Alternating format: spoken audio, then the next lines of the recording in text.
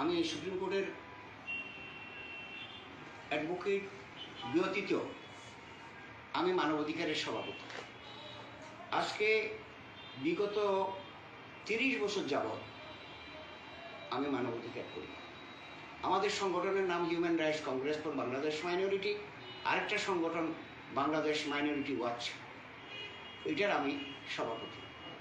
আমরা সারা দেশে মানুষের উপকারের জন্য, আমরা সারা দেশে সংখ্যালঘুদের মানবাধিকার লঙ্ঘনের ব্যাপারে আমরা তদন্ত করে থাকি আন্ডার দি ইন্টারন্যাশনাল প্রোটোকল।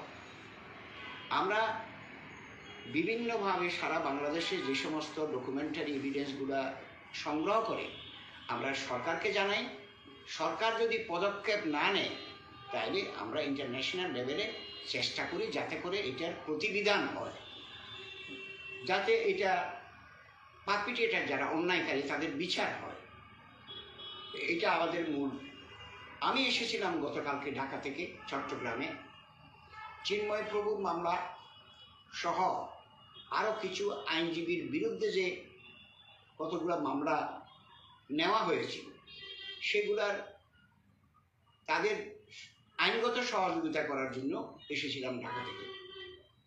কিন্তু দুঃখজনক হলো সত্য, আজকে যে ঘটনা হলো এটা অত্যন্ত বেদনাদায়ক। এবং কি বলবো, আমি জজ সাহেবের কাছে যখন আমি তিনটে অ্যাপ্লিকেশন মুভ করতেছিলাম তখন আমাকে অনেক লয়ার, তাদের নাম আমি বলতে পারি কি কারা কারা আছে, তাদের একজনের নাম হলো টি.আর. খান, আলমগীর ইউনুস, মঈনুদ্দিন, আলমগীর আলম, এরা সবাই advocate, SM. Rezaul Karim, advocate Faruk Ahmed Sunny, Raihanul Wahed Chowdhury, Mohammad শাহাদাত হুসেন, মোহাম্মদ ফয়সাল আমিন, সরওয়ার আমিদ, জুয়েল, নাসিমউদ্দিন, নাসির আলী, আলী আহমেদ, আজিজুল হক মাসুম, মহিউদ্দিন হক চৌধুরী, আরও 16-17 জন আইনজীবী, যেগুলা অত্যন্ত দুঃখজনক ঘটনা। আমি একজন ঢাকা থেকে আইনজীবী এসে মানুষের উপকারের জন্য কাজ করি। তারা আমাকে যখন আমার অ্যাপ্লিকেশনগুলো মুভ করি আমার পিছন দিক দিয়ে দু একজনের ধাক্কা দিয়েছে, আমি জানি না, তবে ওদেরকে দেখলে আমি চিনতে পারবো।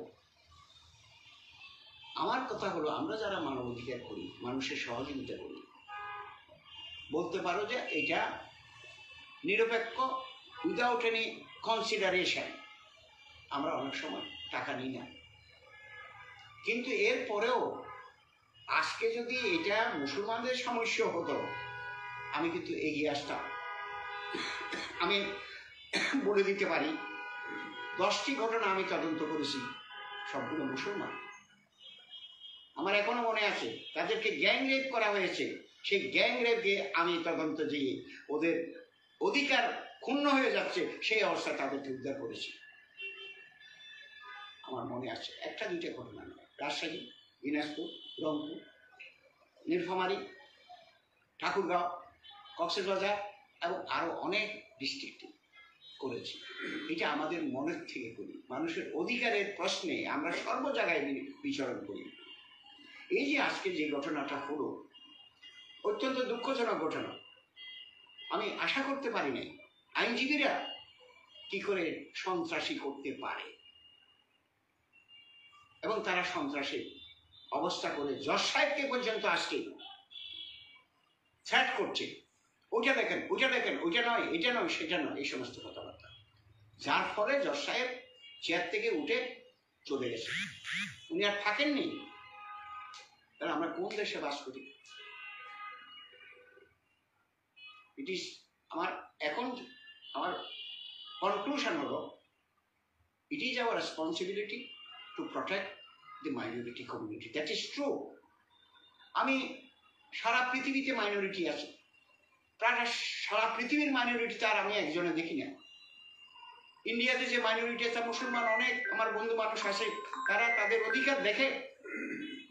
আমরাও এখানে যারা হিন্দু, আদিবাসী, বুদ্ধিস্ট, খ্রিস্টান বাস করে তাদের জন্য আমরা সেই অধিকারের চেষ্টা করি, অধিকার প্রতিষ্ঠার চেষ্টা করি, কিন্তু এই কথা তো কেউ বলতে পারে না আপনাকে ক্ষমা চাইতে হবে।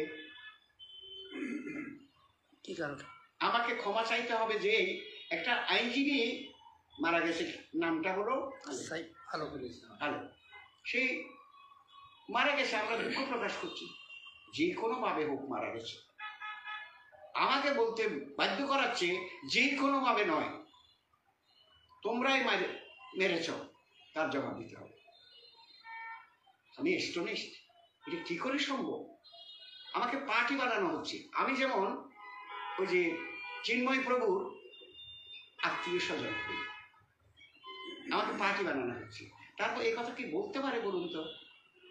সে বলতেছে যে আমাকে পিছন দিক থেকে আমি শুনেছি, আমার কথাগুলো আসতেছে যে চিন্ময় প্রভু হলো ইস্কন করো, ইস্কনের যারা দালাল যারা, তাদেরকে খতম করো, তাদেরকে করো, বিভিন্ন রকমের স্লোগান দিয়ে তারা দেখাচ্ছিল।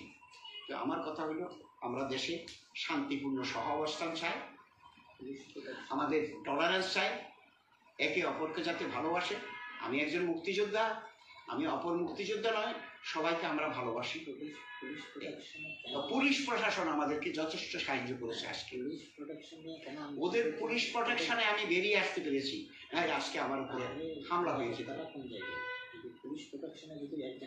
এবং কোর্টের মধ্যে ছিল পুলিশ প্রশাসন, আমাকে প্রোটেকশন দিচ্ছিল। যদি আজকে পুলিশ প্রশাসন না থাকতো, তাহলে তো আজকে আমি মনে হচ্ছে আমার জীবন এখানে শেষ ফুরিয়ে যেত। আপনি কি কোনো আক্রমণের শিকার হয়েছেন? আমি আক্রমণের শিকার হয়েছি ভিতরে। যখন আমি ছিলেন আমাকে একটা ঘুষি মেরেছে, এটা তো আক্রমণ। আচ্ছা, শুধু শারীরিকভাবে আক্রমণ নয়, শুধু আমাকে মৌখিকভাবেও আক্রমণ করেছে, তাই না? আমাকে শারীরিকভাবে শুধু আক্রমণ না, মৌখিকভাবেও আক্রমণ করেছে। Is it due to religious faith? আমি বলবো এটা আমার ধর্মীয় কারণে এই হামলাটা হচ্ছে। That should be stop in our country.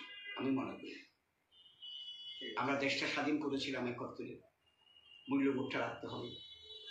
আমরা দেশের ক্ষতি হোক আমরা কোনো কালে চাইব না। For the protection of the rights of the people of the country, we want solidarity among the people of the country as a whole. এটা আমাদের মূল কথা। ধন্যবাদ।